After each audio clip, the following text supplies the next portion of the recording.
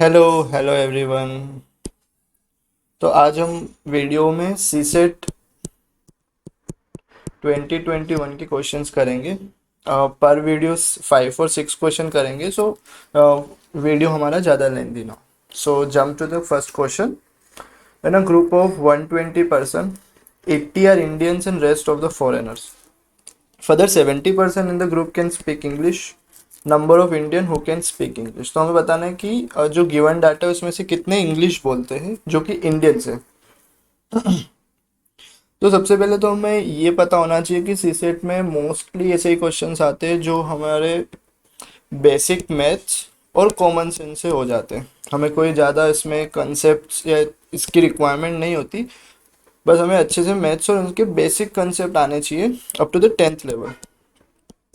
But time pressure के साथ हमें वो क्वेश्चंस बहुत हार्ड हो जाते हैं क्योंकि हम अच्छे से क्वेश्चंस रीड नहीं कर पाते या फिर उससे पढ़ वो क्या पूछना चाह रहा है वो नहीं समझ पाते। तो हमें क्वेश्चन सोल्व करने के साथ साथ ये भी देखेंगे कि हम क्वेश्चंस को अप्रोच कैसे करें। सो मिनिमम कोई भी बिना गलती करे राइट आंसर तक पहुंच सके। तो यहाँ पर हमें गिवन डाटा हमें लिख लेना है कि 120 तो पर्सन है, इसमें से 80 क्या है इंडियंस है, तो 40 क्या हो जाएंगे फॉरेनर या फिर कोई और। यहाँ पर लिखा है फॉरेनर, ठीक है। Vadar 70% in the group can speak English. तो 70% जो है इसमें 120 में से वो क्या होते हैं, इंग्लिश बोलते ही है, वो हमें पता है।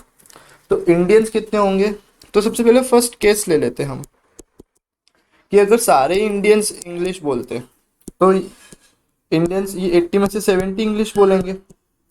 और सेकंड केस ले लेते हैं कि सारे फॉरेनर इंग्लिश बोलेंगे।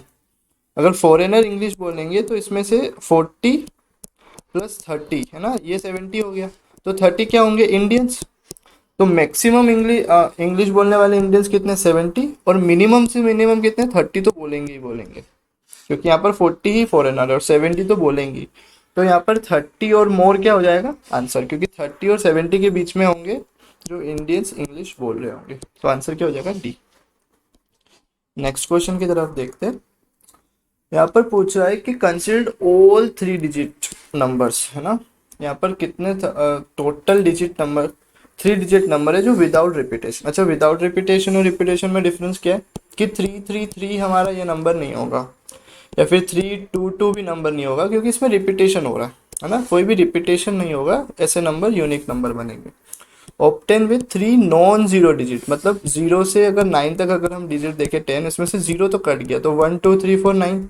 और क्या बोल दिया आगे कि मल्टीपल ऑफ 3, तो इसमें से मल्टीपल ऑफ 3 तो कौन से 3 6 9। ये 3 से हमें डिजिट बनाने 3 डिजिट नंबर जो कि रिपीटेशन ना हो। तो हम क्या करते, ऐसे 3 प्लेस रखते। इसमें से अब ये तीनों में से कोई नंबर यहाँ आ सकता है। अच्छा, अब जो अगर मान लो 3 आ गया तो अब हमारे पास चॉइस कितनी बची, 2 नंबर की। और अगर ये भी आ गया तो अब चॉइस कितनी बची, 1 नंबर की। तो ये म्यूचुअली एक्सक्लूसिव होते हैं। मतलब अगर 3 आ गया तो 6 और 9 ही आएगा। तो इससे हमें कैसे निकालते हैं, 3 × 2 × 1 विच इज 6। तो ऐसे टोटल हमारे पास 6 डिजिट बनेंगे। अच्छा, कौन से बनेंगे वो देख लेते। स्टार्ट करते 3 से। तो सबसे पहले होगा 3 6 9। इसके बाद 3 9 6, है ना, इसको उल्टा कर दो। इसके बाद 6 3 9 और 6 9 3, 9 3 6 और 9 6 3। तो ये कैसे 6 डिजिट हो गए। अब एस क्या है हमारा, देखो एस क्या है, S their sum, let the S is sum of the all this digit, है ना, जो हमने 3 6 9 और ही निकाला। अगर हम इनको देखेंगे तो इनका टोटल सम करेंगे तो 3996 आ जाएगा।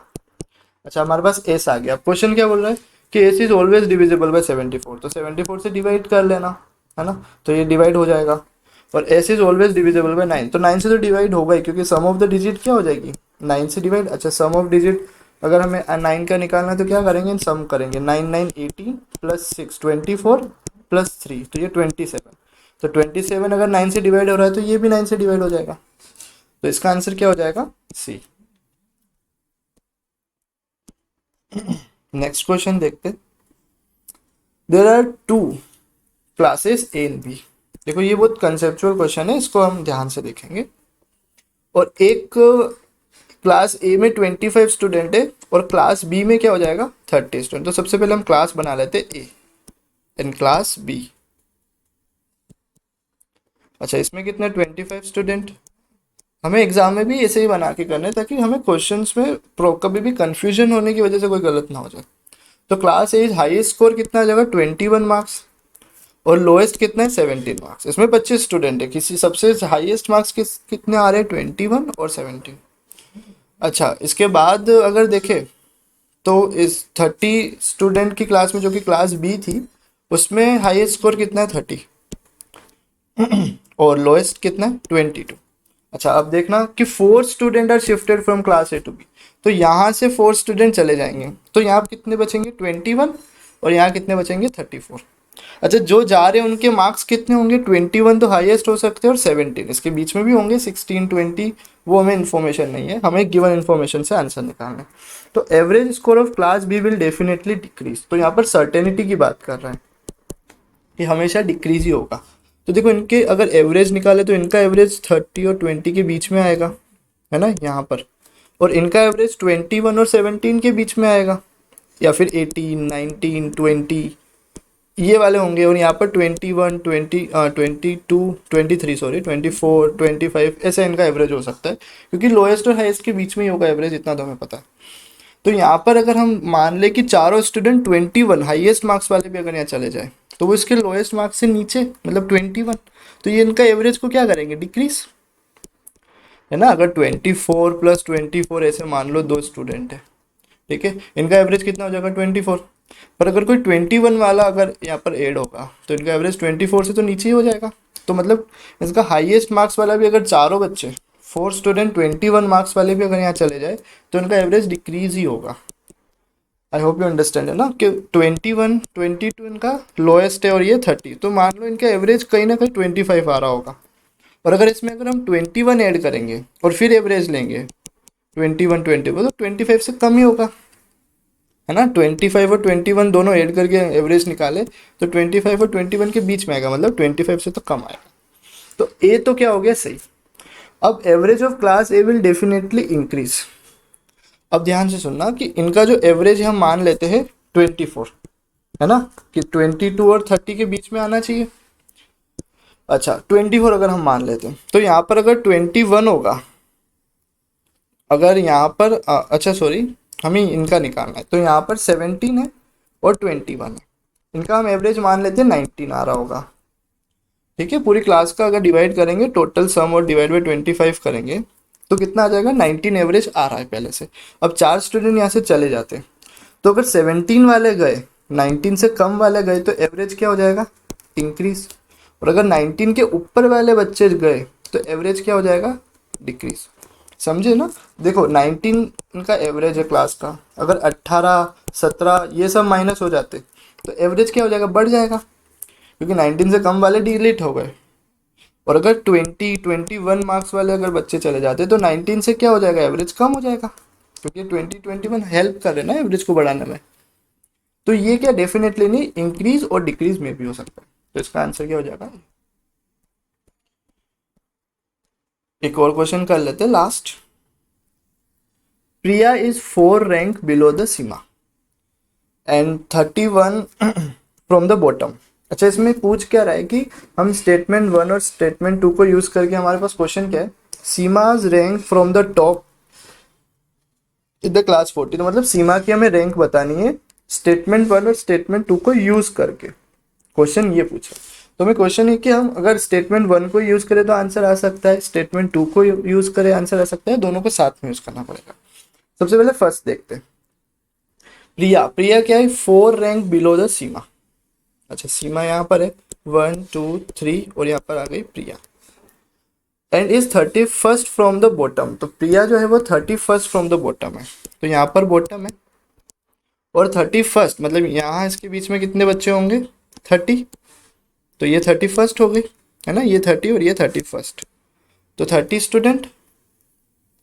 और टोटल कितने स्टूडेंट दे रखे सीमा इन क्लास 40 स्टूडेंट टोटल है। तो देखो ये 30 ये 31 32 33 34 35 और यहाँ पर 36, 37, 38, 39, 40, है ना। ये क्या हो जाएगा, 36, 37, 38, 39 और ये 40। ठीक है, तो यहाँ पर अगर हम फर्स्ट से देखें तो 1 2 3 4 5 6 6 रैंक आ रही है, मतलब फर्स्ट स्टेटमेंट से ही आंसर आ सकता है। अगर सेकंड स्टेटमेंट देखें, एना इज रैंक 2 अबव द सीमा, तो सीमा ये रही और इसके ऊपर एना है जो 2 रैंक ऊपर है, and which is 37 from the bottom. तो यहाँ से 37 नीचे है ना बॉटम, तो यहाँ पर कितने बच्चे होंगे, 36, और यहाँ पर 40 स्टूडेंट दे रखे हैं, तो ये इसके ऊपर है, तो 36 ये पर, और ये 37, 38, 39, 40। तो यहाँ से भी हमें पता चल सकता है कि सीमा की रैंक कितनी है, अगर सिर्फ हम स्टेटमेंट 2 को यूज़ करें। तो आंसर क्या आ जाएगा, इधर 1 स्टेटमेंट इज सफिशिएंट और 2 कोई भी यूज़ कर लो। देखो इसमें ये भी देख सकते हैं कि इना की रैंक हमें कंपैरेटिवली सीमा के रिस्पेक्ट में बताई गई है, प्रिया की रैंक भी सीमा के रिस्पेक्ट में बताई गई है। तो हम यहाँ से ही पता कर सकते थे कि दोनों स्टेटमेंट में सीमा आ रहा है, तो कहीं ना कहीं हम कंपैरेटिवली कोई एक स्टेटमेंट से हम आंसर निकाल सकते। केस क्या कंडीशन क्या होनी चाहिए कि हमें टोटल स्टूडेंट पता हो, तो वो दे रखे थे, है ना, तो यहाँ से हम पता कर सकते हैं। तो I hope you understand this 4-5 question. Next में हम नेक्स्ट वीडियो में दूसरे क्वेश्चंस करें। Thank you.